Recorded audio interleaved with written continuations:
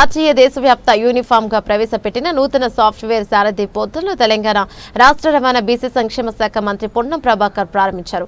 Tirumalagiri RTA కార్యాలయంలో ఆయన పోర్టల్ను ప్రారంభించి ఉపన్యాసించారు. దేశవ్యాప్తంగా 28 రాష్ట్రాల్లో ఈ పోర్టల్ను అనుసంధానం చేసుకుని ముందుకు పోతున్నాయి. మన రాష్ట్రంలో ఎప్పుడో కావాల్సింది అయితే ఆలస్యం అయినప్పటికీ ఈ రోజు మనం కూడా భాగస్వామ్యం అయ్యామన్నారు. ప్రతిరోజు సుమారు 20 మంది రోడ్డు ప్రమాదాల్లో ప్రాణాలు కోల్పోతున్నారు. 100 మంది కాయల పాలవుతున్నారు. కాబట్టి రోడ్డు భద్రతా మాసోత్సవాలు నిర్వహిస్తూ పాఠశాల స్థాయి నుంచి అవగాహన కల్పిస్తున్నామన్నారు. సమావేశానికి వచ్చిన వారితో రహదారి భద్రతా ప్రతిజ్ఞ చేయించారు. మొదటి రోజు లెర్నింగ్ లైసెన్స్ అందుకున్న అగ్నివీర్ ఎన్సీసీ క్యాండిడేట్స్ కు మంత్రి హెల్మెట్లను, రోడ్డు సేఫ్టీ సర్టిఫికెట్లను అందజేశారు. కార్యక్రమంలో స్థానిక ఎంపీ, ఎమ్మెల్యే, రవాణా శాఖ ఉన్నతాధికారులు పాల్గొన్నారు. శౌర్య ఉంది, నీరజ్ గుప్తా, శైలేష్ కుమార్, ప్రతిపాల్ సింగ్, జాముద్ వైభవ్ కుమార్, రవి భాయ్, సచిన్ భాయ్, చౌహాన్, పృథ్వీరాజ్, ఈ 9 మంది ఒకరి తర్వాత ఒకరు రావాలి. భద్రత ప్రతిజ్ఞ. నేను భారతదేశ పౌరుడిగా మోటారు వాహనాల చట్టంలో పొందుపరిచిన రోడ్డు నియమ నిబంధనలను పాటిస్తానని ఇతరులకు తెలియజేస్తానని తోటి రోడ్డు వినియోగదారులను గౌరవిస్తానని రోడ్డు ప్రమాదాలు జరగకుండా నా కర్తవ్యాలను శ్రద్ధతో అంతఃకరణ శుద్ధితో నిర్వహిస్తానని ట్రాఫిక్ నియమాల ఉల్లంఘన కానీ ప్రేరేపించటం కానీ లేకుండా ప్రజలందరూ సురక్షితంగా ప్రయాణం చేయటానికి సహకరిస్తానని దైవ సాక్షిగా ప్రమాణం చేస్తున్నాను. రవాణా శాఖ ప్రతిజ్ఞ ఉంటుంది తెలంగాణ ప్రభుత్వం. ఇప్పుడు రవాణా శాఖ చేపడుతున్న ఈ ప్రత్యేకమైన ఆవిష్కరణ గురించి తొలి పలుకును అందించవలసిందిగా రిక్వెస్ట్ చేస్తున్నాను. ట్రాన్స్పోర్ట్ కమిషనర్ శ్రీ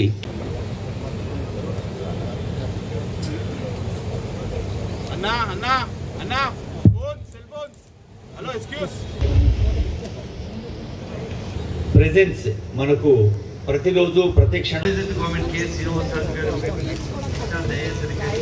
జిల్లా కలెక్టర్ శ్రీ అభివృద్ధి శెట్టి గారు, ఎన్ఐసి అఫీషియల్స్ బివి రెడ్డి గారు, బిటివి రమణ గారు, జి ప్రసాద్ గారు, రవాణా శాఖ దేశవ్యాప్తంగా అన్ని రాష్ట్రాలు వాహనదారులకు రవాణా అనేటువంటి వ్యవస్థ 2 రాష్ట్ర కేంద్ర సంబంధం కాబట్టి కొంత సాంకేతికమైనటువంటి వెసులుబాటుకు మరింత సౌకర్యంగా వాహనదారులకు కానీ లేదా డ్రైవింగ్ చేసేటువంటి వాళ్ళందరూ కూడా ట్రాన్స్పోర్ట్, నాన్ ట్రాన్స్పోర్ట్ కన్వీనియన్స్ కొరకు ఈరోజు వాహన సారథిలో అనుసంధానం కావడం జరిగింది. దీని ద్వారా దేశవ్యాప్తంగా ఉండే సమాచారంతో పాటుగా దేశవ్యాప్తంగా తెలంగాణ రాష్ట్ర ప్రజలు కూడా అనుసంధానం కావడం ప్రారంభమైంది.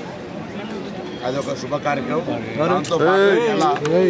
దాంతో పాటుగా రాష్ట్ర బలహీన వర్గాల శాఖ మంత్రిగా ఒక తెలంగాణ రాష్ట్ర విజయంగా భావిస్తూ ఉన్న తెలంగాణ రాష్ట్ర ప్రభుత్వం 2024 ఫిబ్రవరి 4 క్యాబినెట్ నాడు తీసుకుంటే 14 తారీఖు నాడు దాన్ని శాసనసభలో పెట్టి దాని తర్వాత మళ్ళీ 2025 ఫిబ్రవరి 4 నాడు కుల సర్వే జరిపి దాని నివేదికను నిర్ణయం నుంచి నివేదిక దాకా దాని నివేదిక నుంచి 42% చట్టం చేసి చట్టంతో పాటుగా ఆ రోజు శాసనసభలో బలహీన వర్గాల శాఖ మంత్రిగా ప్రవేశపెట్టి దాన్ని కేంద్రం కూడా రాబోయే కులగణనలో జనగణనలో కులగణన కూడా చేయాలనేటువంటి డిమాండ్ తీర్మానం చేసినాం.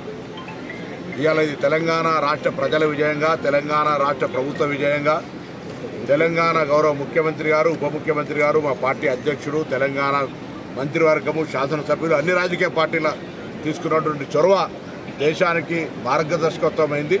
తెలంగాణలో చేపట్టినటువంటి ఈ యొక్క సర్వే దేశవ్యాప్తంగా 2025 జనగణనకు సంబంధించిన అంశంలో కుల సర్వే చేస్తామనేటువంటి నిర్ణయం తీసుకునడం పట్ల నేను చాలా సంతోషం వ్యక్తం చేస్తా ఉన్నాను. కేంద్ర ప్రభుత్వానికి కూడా ధన్యవాదాలు తెలియజేస్తా ఉన్నా.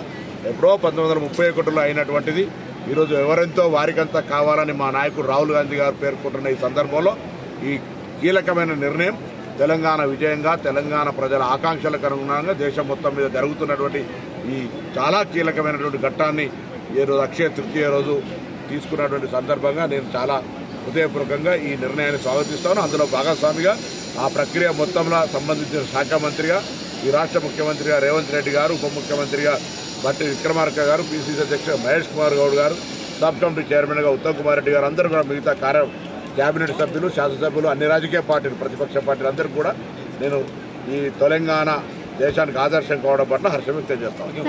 దానికి సంబంధించి నేను 1-2 రోజుల్లో మాట్లాడతా. నేను అందరినీ కూడా ఒకటే కోరుతా ఉన్నా, ఇది రాజకీయపరమైనటువంటి అంశం కాదు. ఇప్పుడిప్పుడే ఆర్టీసీ గాడిన పడుతూ ఉంది, లాభాల బాటలోకి వస్తూ ఉంది. కార్మికులకు సంబంధించిన అన్ని సమస్యల్ని పరిష్కరించడానికి సిద్ధంగా ఉన్నాం. ఏ సమస్య అయినా పరిష్కరించడానికి ప్రభుత్వం, రేవంత్ రెడ్డి గారి నాయకత్వంలో ఉన్న ప్రభుత్వం, మేము ప్రజాపాలన ప్రభుత్వం. ఆర్టీసీ కార్మికుల పోరాటంతో తెలంగాణ సాధించబడ్డది. తెలంగాణ సాధించినాక 10 సంవత్సరాలు ఏమైందో మనం చూసినాం. ఇప్పుడు జరుగుతున్నటువంటి పరిణామాల్లో కారుణ్య నియామకాలతో పాటుగా తార్నాక ఆసుపత్రిని ప్రజలకు, ఆర్టీసీ కార్మికులకు అందుబాటులో తేవడంతో పాటుగా వాళ్ళకు పెండింగ్ బకాయిలు అనేటువంటి టీఏటీఏలతో పాటుగా అనేక రకాల ప్యాన్లతో పాటుగా ఇవ్వడంతో పాటుగా అన్ని రకాల కార్యక్రమాలు చేస్తూ ఉన్నాం. కొత్త నియామకాలు చేస్తున్నాం, కొత్త బస్సులు కొంటున్నాం. ఆర్టీసీ గౌరవాన్ని పెంపొందించే ప్రయత్నంతో పాటుగా 3 ప్రధాన అంశాలు తీసుకుంటున్నాం. 1 ప్రయాణికుల సౌకర్యం, 2 కార్మికుల యొక్క సంక్షేమం, ఆర్టీసీ సంస్థ పరిరక్షణ. దీనికి నేను అంటా ఉన్నా కార్మికులందరూ సహకరించాలి, కార్మిక నాయకులు కూడా. సమ్మెకు పోవడం వల్ల వచ్చేటువంటి దాని వల్ల జరిగే ఇబ్బందులకు మీ అందరికీ తెలుసు. కాబట్టి నేను ఆ 2 ప్రధాన అంశాలు గౌరవ ముఖ్యమంత్రి గారి నోటీసులో ఉన్నాయి. వాటిని కూర్చొని మాట్లాడుకునేటువంటి అవకాశం ఉంది. ఇప్పటికే కొంత ట్రేడ్ యూనియన్ నాయకులందరూ కూడా విజ్ఞప్తి చేస్తా ఉన్నాం. ఇది సమ్మెకు పోయే కాలం కాదు. ఇప్పుడున్నటువంటి పరిస్థితుల్లో ఆర్టీసీ హితవు దృష్ట్యా, ఆర్టీసీ శ్రేయస్సు దృష్ట్యా ప్రభుత్వం సానుకూలంగా ఉంది, మొండిగా లేదు. ఆర్టీసీ ఇప్పుడిప్పుడే కుదుట పడుతూ ఉంది. 10 సంవత్సరాల యొక్క జర్క్ దాన్ని ఓవర్కమ్ రావడానికి. మీకు ఒక విషయం చెప్తాను, 1562 కోట్ల పిఎఫ్ బకాయిలు ఉండే, ఇలా దాన్ని 600 కోట్లకు తగ్గించినాం.